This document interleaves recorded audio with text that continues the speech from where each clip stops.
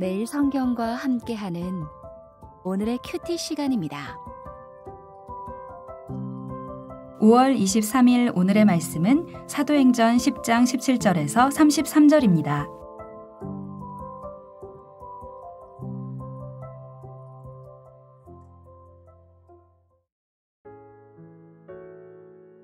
베드로가 본 바 환상이 무슨 뜻인지 속으로 의아해하더니 마침 고넬료가 보낸 사람들이 시몬의 집을 찾아 문 밖에 서서 불러 묻되 베드로라 하는 시몬이 여기 유숙하느냐 하거늘 베드로가 그 환상에 대하여 생각할 때 성령께서 그에게 말씀하시되 두 사람이 너를 찾으니 일어나 내려가 의심하지 말고 함께 가라.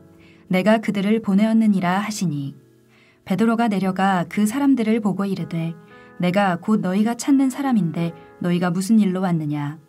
그들이 대답하되 백부장 고넬료는 의인이요 하나님을 경외하는 사람이라. 유대 온 족속이 칭찬하더니 그가 거룩한 천사의 지시를 받아 당신을 그 집으로 청하여 말을 들으려 하느니라 한데 베드로가 불러들여 유숙하게 하니라. 이튿날 일어나 그들과 함께 갈새 욥바에서 온 어떤 형제들도 함께 가니라.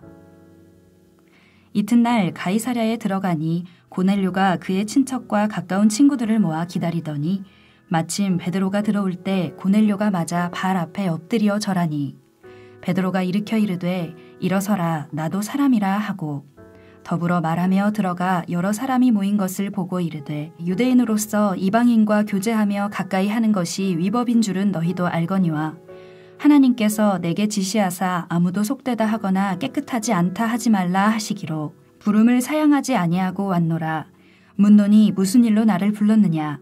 고넬료가 이르되 내가 나흘 전 이맘때까지 내 집에서 제9시 기도를 하는데 갑자기 한 사람이 빛난 옷을 입고 내 앞에 서서 말하되 고넬료야 하나님이 내 기도를 들으시고 내 구제를 기억하셨으니 사람을 욥바에 보내어 베드로라 하는 시몬을 청하라. 그가 바닷가 무두장이 시몬의 집에 유숙하느니라 하시기로 내가 곧 당신에게 사람을 보내었는데 오셨으니 잘하였나이다. 이제 우리는 주께서 당신에게 명하신 모든 것을 듣고자 하여 다 하나님 앞에 있나이다. 함께 묵상할 말씀은 사도행전 10장 17절에서 33절까지 말씀입니다. 오늘 본문은 고넬료가 보낸 사람이 베드로를 찾아와 베드로와 함께 다시 고넬료의 집에 방문하는 내용입니다. 베드로가 환상의 의미를 궁금해하고 있을 때 고넬료가 보낸 사람들이 문 밖에 도착하여 베드로를 찾았습니다. 여전히 자기가 본 환상의 의미에 대해서 골똘하고 있는 베드로에게 19절에서 22절에 두 사람이 너를 찾으니 일어나 내려가 의심치 말고 함께 가라. 내가 저희를 보내느니라 라고 성령님께서 말씀하셨습니다. 베드로가 나가서 그들을 만나 사연을 듣고 안으로 들여 함께 유숙했습니다.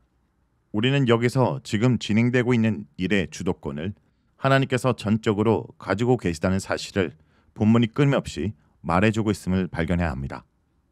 하나님은 자신의 뜻과 섭리를 이루시기 위해 다양한 방법을 사용하십니다. 그분의 섭리 안에서는 때와 장소 역시 절묘한 것입니다.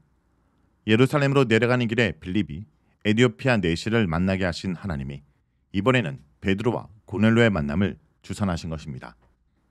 베드로를 찾아온 그들은 베드로를 초청하여 중요한 말씀을 듣기 원한다고 말합니다. 그들은 자기를 보낸 주인에 대해 베드로에게 소개합니다. 백부장 고넬료는 의인이요 하나님을 경외하는 사람이라.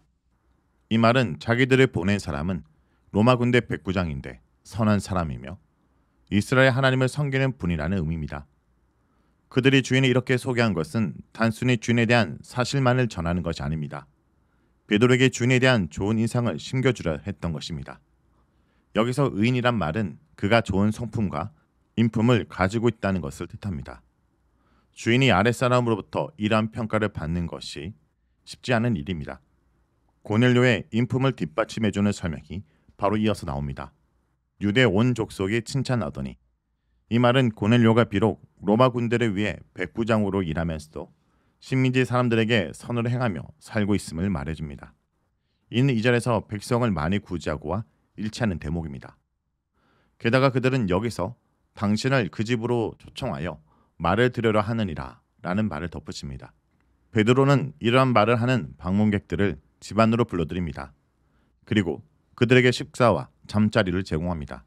고넬료가 보낸 이방인 방문객을 집에 유숙하게 했다면 이제 그들을 따라가는 것은 별로 어려운 일이 아닌 듯 하지만 유대인이 이방인을 자기 집에 대접하고 유숙하게 하는 것과 이방인이 집에 초대받아 들어가 접대를 받는 것은 당시로서는 엄연히 다른 문제에 속했습니다. 그 이유는 후자의 경우 집에서 어떤 음식을 제공받는지 대한 권한이 방문객에는 전혀 있지 않기 때문입니다. 이런 부분에서 베드로가 이전에 꿨던 꿈과 이방인 집에 초대받는 내용이 연결되고 있습니다. 그리고 현재의 이들의 모습도 다소 충격적인 모습입니다. 같이 있을래야 있을 수 없는 이질적인 세 종류의 사람이 한 지붕 밑에서 같이 한밤을 지내고 있는 파격적인 모습인 것입니다. 왜냐하면 한 지붕 밑에서 무두장이, 유대인 사도, 이방인이 머물고 있기 때문입니다.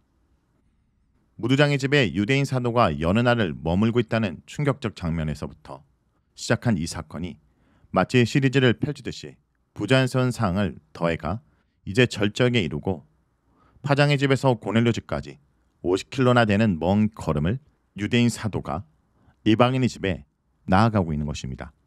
이러한 모습은 과연 무엇일까요? 오늘 본문이 직접적으로 복음이 유대인과 헬라인, 할례자와 무할례자 사이에 담을 헐고 하나가 되는 능력이 있다라고 언급하고 있지 않지만 베드로 사도가 부정한 무두장의 집에 머물고 있고 무두장의 집에 베드로와 고넬료 집사람이 한 지붕 밑에서 같이 기거하며 밤을 지내고 있는 모습은 이전에는 한 자리에 있을 수 없었던 자들이 한 가족이 되고 한 식구가 되는 모습을 보여주고 있는 것입니다. 이렇게 시몬의 집에서 하룻밤을 머문 그들은 이튿날 베드로와 함께 가이사로 출발합니다. 그런데 여기서 욥바에서 온 어떤 형제들도 함께 가니라 라는 말을 덧붙입니다. 욥바에서 온 어떤 형제들은 누구일까요? 이들은 욥바에서 사는 몇몇 신자들을 가리킵니다. 그리고 그들의 숫자가 사도행전 11장 12절에 6명이었음이 밝혀집니다. 지금으로선 그들의 동행이 큰 의미가 없어 보이지만 이후에 그들이 목격자로서 중요한 역할을 담당하게 됨을 깨닫게 됩니다. 그들은 이튿날 가이사랴에 도착합니다. 여기까지 여정을 살펴보면 첫째 날 고넬료는 천사를 보고 하인들과 부하 하나를 욥바로 보냅니다. 둘째 날 그들은 베드로가 시몬의 집 옥상에서 한 상을 경험할 정오쯤에 욥바에 도착합니다. 셋째 날 베드로는 방문객들과 함께 가이사로 떠납니다. 이때 베드로는 어떤 일이 일어날지 모르는 상황에서 지혜롭게 욥바에 주신 신자들을 함께 데려갑니다. 그들은 욥바와 가이사랴 중간 어디선가 하룻밤을 보냅니다. 그리고 넷째 날 드디어 가이사랴에 도착한 것입니다. 이런 일이 벌어지고 있는 동안 고넬료는 베드로의 도착을 준비하며 친척들과 가까운 친구들을 집에 초대하고 대기했습니다. 베드로가 집에 도착하자 고넬료는 급히 달려나가 그 발 아래 엎드려 절합니다. 고넬료의 이러한 행동은 하나님이 보내신 사람을 맞이하는 예의를 의미합니다. 이전에 누구로부터 이러한 예우를 받아본 적 없는 베드로는 당황하며 일어나라고 말합니다. 그리고 저도 같은 사람이라고 말합니다. 고넬료와 대화를 나누며 집 안으로 들어간 베드로는 기대를 가지고 기다리고 있던 고넬료의 친척과 친구들을 마주하게 됩니다. 베드로는 이방인 집에서 이런 사람들을 만나게 될 줄은 미처 상상하지 못했을 것입니다. 베드로는 이제 모인 사람들에게 말합니다. 베드로의 말을 부드럽게 번역하면 다음과 같습니다. 여러분은 유대인이 이방인과 교제하거나 가까이 하는 것이 금지되어 있다는 것을 잘 알고 있습니다. 그런데 하나님은 어느 누구도 부정하거나 깨끗하지 않다고 말하지 말 것을 내게 보여주셨습니다. 그래서 저는 여러분이 저를 불렀을 때 전혀 사양하지 않고 왔습니다. 그러니 이제 어떤 이유에서 저를 부르셨는지 말씀해 주시겠습니까? 라고 질문합니다. 그러자 고넬료는 자신에게 임했던 환상을 이야기하고 베드로를 찾게 된 이유를 설명합니다. 그리고 33절에 베드로에게 명령하신 모든 것을 듣고자 기다리고 있다 라고 말합니다. 무엇보다 고넬료는 말씀을 듣기 위한 경건한 자세가 돋보입니다. 베드로가 전해줄 말씀에 대한 기대감으로 일가와 가까운 친척들이 다 모아 기다리고 있었습니다.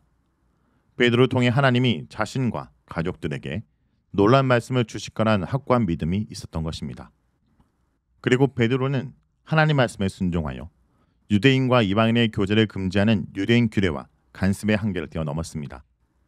때로 하나님 말씀은 우리에게 자연스러운 정서나 생각을 뛰어넘어 순종하길 촉구할 때가 있습니다.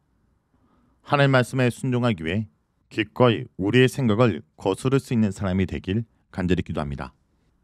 말씀을 놓고 기도하겠습니다.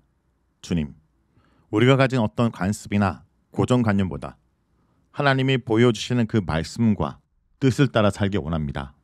복음이 능력이 나타나는 곳에 이전에는 함께할 수 없었던 자들이 함께함을 바라봅니다.